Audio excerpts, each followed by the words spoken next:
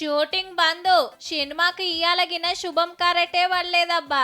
నిర్మాతలు పైసలు పెంచుతలేరు, కార్మికులు వెనకకు దగ్గుతలేరు. మా పరిస్థితే మంచిగా లేదని వీళ్ళు రూల్స్ ప్రకారం 3 ఏళ్ల కోపారి పెంచాలని వాళ్ళు. నిర్మాత అంటే మన తండ్రి లాంటి వాడు. తండ్రి ఇబ్బందుల్లో ఉంటే మనం పిల్లలుగా మనం దాన్ని ఇబ్బందులు మనం చూసుకోవాలి అని. బయట రాష్ట్రాల నుంచి తెచ్చుకొని ఇక్కడ 2,000 ఇవ్వడానికి బాధపడే వాళ్ళు 20,000 ఇచ్చి పని చేయించుకోవడం వల్ల అంతరం ఏమిటో అర్థం కావట్లేదు. ఎంటెక్ చదువుకున్న ఉద్యోగికి కూడా 30,000, 6,000, 60,000 రేంజ్లో ఉంటే మాకు 1,50,000 రూపాయలు వచ్చినా కూడా మాకు చాలటం లేదండి, మీరు ఇంకో 30% పెంచండి అంటే. ఎక్కడెక్కడి నుంచో ఒక మేకప్కి కానీ ఒక కాస్ట్యూమ్కి కానీ ఎక్కడెక్కడి నుంచో కొత్త వాళ్ళకి మన దగ్గర 5,000 రూపాయలకు వచ్చే టెక్నీషియన్ కాకుండా 50,000, 1,00,000 రూపాయలు వచ్చే టెక్నీషియన్ని మరి అప్పుడు డబ్బు ఎలా ఇవ్వబుద్ధి అవుతుందో అర్థం కావట్లేదు. సినిమా కంపెనీలో 24 సంఘాలుంటే 13 సంఘాలు సమ్మెలున్నాయి. 30% అంటే 100కి 30 రూపాయల వేతనం పెంచాలనేది మనోళ్ళ డిమాండ్.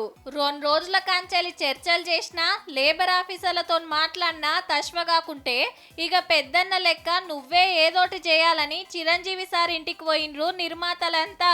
మీ వెర్షన్ నేను విన్నాను, అదర్ సైడ్ వెర్షన్ కూడా నేను తెలుసుకోవాలి. ఒక కొలిక్ వచ్చి షూటింగ్లు స్టార్ట్ చేస్తే సరి, లేకపోతే 3 రోజుల తర్వాత whatever we're going to take the decision అనేది ఆ రోజు చెప్తాను. చిరంజీవి గారు చెప్పారండి. చూడాలి మరిగా 3 రోజులలో శుభం కారెట్టు పడుతుందో లేకుంటే చిరంజీవి సారే పెద్దరాయుడు తీర్పు చెప్తాడో.